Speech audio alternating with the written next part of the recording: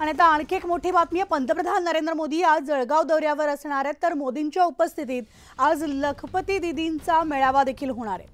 जळगाव विमानतळ परिसरामध्ये 22 एकर क्षेत्रात यासाठी भव्य वॉटरप्रूफ मंडप सुद्धा उभारण्यात आलेला असून सुरक्षिततेच्या दृष्टीने संपूर्ण विमानतळ परिसरावर केंद्रीय यंत्रणांची आता करडी नजर राहणार आहे। आणि या कार्यक्रमामध्ये 11 लाख लखपती दीदींचा सन्मान देखील केला जाणार असून जळगावमधील या कार्यक्रमात दीदींना प्रमाणपत्र देऊन सन्मान केला जाणार आहे। लखपती दीदी योजनेअंतर्गत आतापर्यंत 1 कोटी महिला लखपती झालेल्या आहेत आणि 3 कोटी महिलांना लखपती दीदी करण्याचं लक्ष्य सरकारनं डोळ्यासमोर ठेवलंय।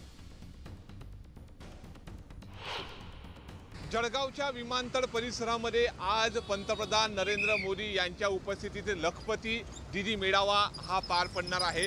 त्याच पार्श्वभूमीवर जर आपण बघतोय तर जळगावच्या अजिंठा चौक परिसर असेल, आकाशवाणी चौक परिसर असेल, या ठिकाणी पंतप्रधान नरेंद्र मोदी यांच्या स्वागताचे भव्य दिव्य असे बॅनर या ठिकाणी लागलेले आहे।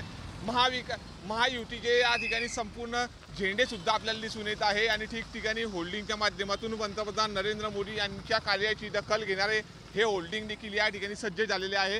आणि दुसरीकडे जर आपण बघतोय तर हा जो रस्ता आहे हा मोदी यांच्या सभेकडे जाण्याचा रस्ता आहे। या ठिकाणी जर बघतोय तर चोख पोलीस बंदोबस्त या ठिकाणी तैनात करण्यात आलेला आहे।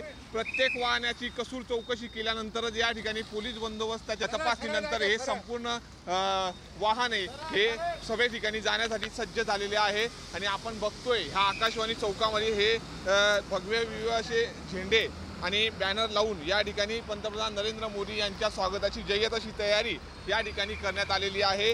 आणि आपण बघतोय कार्यक्रम ठिकाणी जाण्यासाठी 2129 बसची व्यवस्था या ठिकाणी जिल्हा प्रशासनाच्या वतीने ठेवण्यात आलेली आहे। एकीकडे सकाळपासूनच पावसाचा संततधार हा सुरू असतानाच पंतप्रधान नरेंद्र मोदी हे दुपारी 11 वाजता थेट मेळाव्या ठिकाणी या ठिकाणी सामील होतील आणि त्यानंतर या ठिकाणी मेळाव्याला ते संबोधित करतील।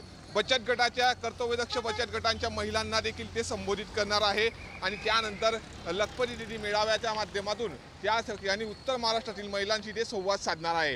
नेमकी महाराष्ट्रासाठी जळगावसाठी नेमकी पंतप्रधान नरेंद्र मोदी काय घोषणा करतात याकडे ही संपूर्ण जिल्हावासियांचं लक्ष लागून आहे। नितीन नांदुरकर, न्यूज 18 लोकमत, जळगाव।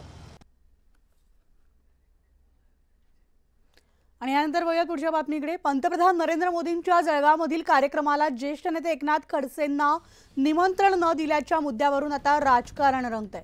शासकीय कार्यक्रम असल्यामुळे सगळ्या आमदारांना कार्यक्रमाचं निमंत्रण देणं हे बंधनकारक होतं आणि तरीही मला या कार्यक्रमाचं निमंत्रण देण्यात आलेलं नाही।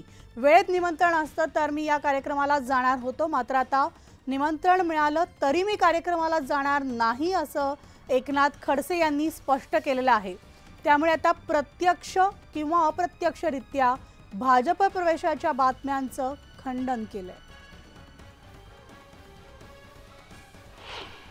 शासन म्हणून तरी आमदाराला निमंत्रण दिलं जातं, पण या क्षणापर्यंत तरी मला निमंत्रण आलेलं नाही।